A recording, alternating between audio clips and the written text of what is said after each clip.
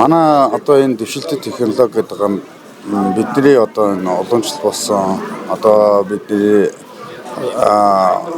хэв ашмал дотроо бидний одоо ашиглаж байгаа бүтээгдэхүүн маань жоохон байгальтай хэлгүй байна. Цаг хугацаа их удаан байна. Хөдөлмөр зарцуулалт ихтэй байна гэдэг талаас бид нар дараагийн одоо цаг үетэйгээ хөлнөөлүүлээд хурдтай үр бүтээлтэй, өндөр өгөөжтэй ийм бүтээгдэхүүнийг санал болгож байгаа. Монгол улс маань өөрөө цаг уурын нөхцөл байдлаас болоод угсралтын дээр бол нэлээд одоо цаг хугацааг зарцуулдаг штеп. Одоо яг энэ одоо хашимлыг хэрэглэснээр яг үндсэн уламжлалт өнөөдрийн хэрэгжилж байгаа хашимлаас яг одоо жишээлбэл 5 хоногт юугээ хашлгаа барьж байгаа зөвлөлтөө хийдэг байсан бол энэ ойролцоогоор яг хэдэн өдрийн ажлыг хийнэ.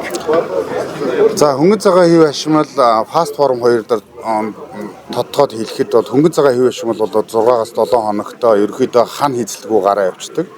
Энэ л огт нэг ширхэгч мод ашиглахгүй. Нэг давхрын хэвийг авчих юм бол ингээд 5 хоногтой ингээд өрсөлдөд яваад. Одоо бидний энэ ард харагдаж байгаа энэ фаст форм буюу энэ болохоор бас хөдөлмөр зарцуулах буюу мөн адилхан маш хурцтай технологиуд. Ягаад гэх юм бол одоо бетон ч өөрөө бетон цутгалт аваад 24 цагийн дотор бат өхийнхээ 50%-ийг авдаг гэдэг одоо юу байгаа ш технологийн аргачлал байгаа ш. Энэ дэр 72 цагийн дараа бид нар ерөөхдөө хивээ хуулаад дараагийн шатанд яваад ахнаа. Тэгэхээр одоо 16 давхар байшинг одоо суурьтай суурин дээр нэг 20 хоног бодлоо гэх юм бол 3-4 хоногт нэг давхруудыг хийгээд ингээд үргэлжлүүлээд яваад ах юм бол нэг 3 сарын дотор угсралтын ажлыг 100% дуусгачаад намраасаа одоо тэр фасад байд юм уу цонх одоо гадна талын битүүнчлүүдээ хийгээд дээврээ хийгээд ингээд өвөлдөө дотор толынхаа дулаан цахилгаан одоо юу гэдэг те дотор заслахын ажил руу хийхэд ингээд яг 12 сарын дотор ерөөхдөө барилгыг барьж болох нэ. Өнөөдрийн бидний одоо гүйцэтгэж байгаа их барилгын компаниудын ажлууд бол яг үхээр ерөнхийдөө 7 хоногт мөн нэг 10 хоногт нэг давхрыг авж байгаа ч гэсэн тэр хэмжээний материалууд нь үлдээд 28 хоногийнхаа бат өгтэйгээ ингээд томор тулаас хөвтэйгээ ингээд байгаад байгаа байхгүй.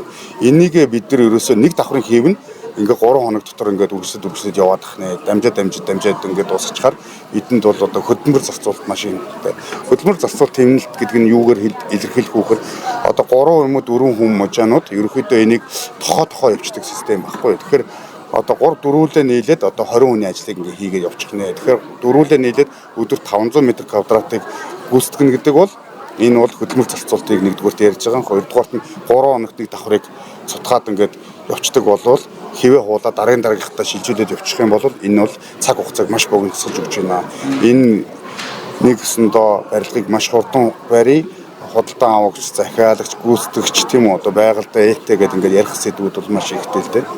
Хөдөлмөр зарцуулалт эдийн засгийн хувьд ямар өр өгөөжтэй вэ гэхээр ер нь 3 хоногт хүн цагаараа өдөрт одоо 4-5-аа нийлээд одоо нэг 500 м квадраттай байшин 3 хоног дотор бариад байна гэдэг бол үнэхээр хөдөлмөр цаг хугацаа хэмнэж байна. Нөгөө талдаа 3-4 давхрын материалыг авахгүй нэгэн давхрын материал маань өөрөө одоо энэ чинь хэлбэр хэмжээгээр ингээд манайхан шиг яг нэг зургийн дагуу хөнгөн цагаан шигээ бас хийхгүйгээр энэ чинь хөрөх боломжтой материал байхгүй. Жижиг сайжиг одоо бидний хэлдгээр кавага наан цаана урлаад хэрэглээд явах юм бол тэр каватагаа үргэлжлээд ингээд олон цаг хугацаа хэмнэж болж байгаа. 3-дугаарт нэгэ хэлэх юм бол байгальтай их хэлтэй байна. Би түрүүн хэлсэн тийм нэг барилгыг 16 давхар байшинг барихын тулд одоо 250-аас 300 залуу модыг хяргаж барьдаг байна гэдэг талаас энийг бүр хүмүүс ингэж ойлгохыг хичээж байгаа. 300-400 модыг устгаад залуу одоо тэр одоо нойтон модыг устгаад нэг байшин барина гэдэг чинь юугаар солиод байгаа юм бэ гэдэг асуудлыг ерөн ярих. Тэгэхээр энэ бүтээгдэхүүнүүд одоо бидний ард байгаа энэ бүтээгдэхүүнүүд маань огт мод ашиглахгүйгээр одоо 300-аас 400 ашигладаг бүтээгдэхүүнийг бид нар санал болгож байна. Хүмүүс ерөөхдөө яг хуу ингээд анхан шатнаасаа хахад өртгийн хувьд хэрвээ энэ ямар вэ гэдэг талаас нь ойлголоод хэлэх юм бол манай бүтээгдэхүүнд одоо дэлхийд дээр хамгийн боломжтой үнээр бид нар хамгийн сайн технологиг хамгийн өндөр одоо бүтээгдэхүүн нийлүүлдэг компанийг бид нар санал болгоцсон. Кидсэн гэдэг компани маань өөрөө хятадтай бүхэл маш олон үйлдвэрүүд байгаа шүү дээ. Тэрнийх нь бүр топ зэрэглэлийн 5-т нь ордог тийм барилгын материал үйлдвэрлэдэг. Европт одоо патенттэй 70 орчим улсад ингээд бүтээгдэхүүн нийлүүлдэг ийм зүйл байна. Энэ жилээс бид нар энэ бүтээгдэхүүнүүдийг одоо аль биесний дистрибьюторээр аль биесний борлуулах хэрэгтэйгээр ингээд энэ үзэсгэлэнд орж байгаа. Барилгыг одоо анх намайг одоо нэг 10 хэдэн жилийн өмнө барилга барьдаг багт барилгын төмөр тулаасууд нь шургаагүй байх жишээтэй тий. Тэгээд одоо ингээд Солонгосоос одоо бидний мэдих пумп сапуудууд нь орж ирээд ингээд дараагийн нэг түвшин болсон бол үүний дараагийн жишг нь болохоор одоо бидний энэ одоо санал болгож байгаа нутагшуулгыг оролдож байгаа ийм зүйлүүд байна. Ийм технологиор бид нар цаг хугацааг хэмжиж болох юм байна гэдэг талаараа энэ одоо санал юу яах юм та нөгөө нийтэд нэг таниулах нутагшуулах гэдэг зүйлүүд рүү орж байгаа. Энэ бол хамгийн сүүлийн үеийн одоо бусадтайгаа одоо жишээлбэл бидний наад байгаа зүйл бол одоо Солонгос Япондооч төвтрэг байгаа шүү дээ. Энэ зүйлүүдийг бид нар санал болгоод энүүгээрээ бид нар одоо томоохон хорооллуудаар томоохон бүтээн байгуулалтууд одоо тэр зүйлүүд рүү суурьшлийн өсвөл рүү ингээд орох юм бол бүтээн байгуулалт шийдэгдэхээс гадна хурдтай байхаас гадна одоо тэр дахин төлөлтүүдийн барилга чинь явснараа явах үгээр замын төгсөл агаарын бохирдол гэдэг энэ цаг хугацааг бол ер нь маш их хэмнэх боломжтой технологиудыг ер нь санал болгож байгаа маа. Энэ цаг хугацааны асуудал байх гэж байна. За баярлалаа. Тэгээд энэ хэв хашимлаас гадна бас нэг угсардаг ухаалаг шатны талаар сонсон л да. Тэр ямар бүтээгдэхүүн байгаад байна? Тий, энэ дээр бас энэ одоо манай үзэгсэлэнд одоо томоохон овортой бүтээгдэхүүнүүд бол одоо манайхан контент хэлбэрээр танилцуулж байгаа. Энэ мастер шатны талаар ярьж байна. Мастер шат маань өөрөө яг хөөр барилгыг барихад цуг өгөө явуулдаг. Аюулгүй ажиллагааг ерөөхдөө 100% хангасан гэсэн үг. Гадны салхи шороо одоо дуу чимээ хүртэл тусгаарлах зорилттой барилгатайгаа цуг ингээ яваад одоо хөдөлмөрийн аюулгүй байдлыг 100% хангана гэсэн. Барилгынхаа гадна талдаа метрийн зайтай ерөөхдөө цугтаа барилгатайгаа ингээд одоо яваад барилгынхаа одоо угсралтын үед ашиглангуудаа буух үед фасад цонх одоо юу гэдэг нь те бусдуудаа хийгээ буугаад ирдэг. Энэ бүтээгдэхүүн маань яг тэр барилгатаа зориулдаг дугуй дөрвөлжин ингээд энэ одоо тэр шарнарын хөдөлгөөнөөр ингээд явдаг зүйлийг нэгдүгээр одоо тодруулж хэлхий гэж бодож байгаа. Энэ нь болохоор энэ зүйлийг бол бид нар бол нэлээд одоо өндөрхөн томоохон өндөр барилгуудад их зохимжтой гэж ойлгож байгаа.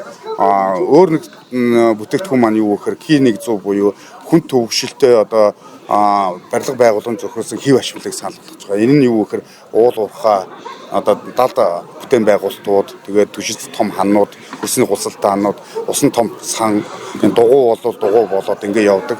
Одоо тэр 70-аас 100 кН даацыг ингээд өөр дөрөө даах зорилттой бэхэлгээг явдаг тийм ханаг.